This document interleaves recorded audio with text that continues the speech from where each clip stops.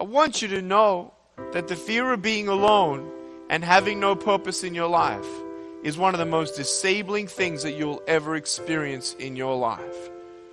And you need to know the answer of two questions. Who are you and what do you want?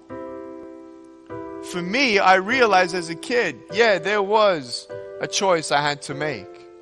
Either believe what the world said and only believe that broken pieces are ahead for me, or believe that God loves me. It was hard. Because when God says in the Bible, I have a plan for you, I'm thinking, really? And I prayed for arms and legs. What do you want? I wanted arms and legs. It's not that difficult to believe. The God of the Bible says He has a plan for you. Do you see this timeline? I'm 8 years old, going forwards into the future. No idea what was ahead. The Bible says He has a plan. We don't see the plan, so it's kind of foolish to believe something that you can't see. But faith helps you to do that. Faith is exactly that. And faith comes when you hear the Word of God. When I heard the Word of God, I still didn't understand His love, His plan. So I prayed for a blueprint of His plan. And He didn't come back to me on that request. And when you don't hear from God, you then start to conclude what you believe.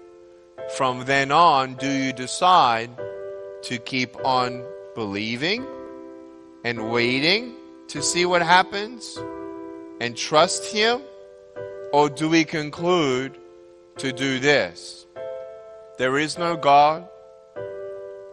I'm alone. There is no hope. There is no purpose. I'm getting bullied for the rest of my life. I'm never getting married. I'm never going to have kids. Never going to be happy. Man, was I wrong or what? And at age 10, I tried to end my life, but I'm still here. All I could see were broken pieces, and I had no idea that there would ever be hope for someone truly disabled. Emotionally, mentally, spiritually, physically, the whole thing. I mean, on every checkbox. I wasn't myself sometimes. I was so angry at my life. And I want you to know in your life, there will be times where you feel like you'll be on the edge. But when you look at the word disabled, D-I-S-A-B-L-E-D, when you turn your back on the lies like this, and you come to the truth will set you free. Do I look disabled to you today? No. When you put a G-O, go, walk by faith and not by sight, and you put a G-O in front of the word disabled, it spells God is able to do what? Ephesians 3:20, exceedingly abundantly more than you could ever ask, imagine, or attain. What does that mean? It actually means that God has a good plan. He never withholds any good gifts.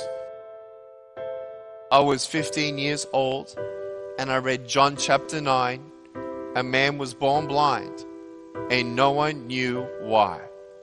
Jesus was asked by everyone, why was this man born blind? Now, my doctors don't know why I was born this way. My parents don't know why I was born this way.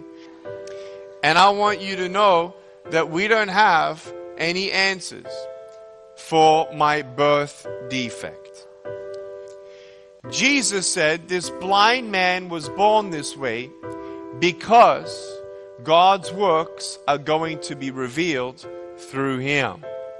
Jesus spits on the dirt, puts mud on the face of the blind man, and there is no record of the blind man saying anything, flinching, asking anything, moving backward, nothing. Jesus performs his miracle as he is still. I realized Jesus did not sit the blind man down and say, Mr. Blind Man, my name is JC. I'm the healer. I'm about to spit in the dirt and give you a facial. And after we wipe the mud off your face, you're going to see. He didn't do that.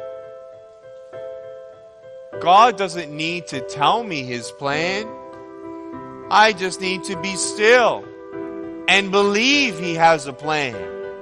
That's when you walk by faith.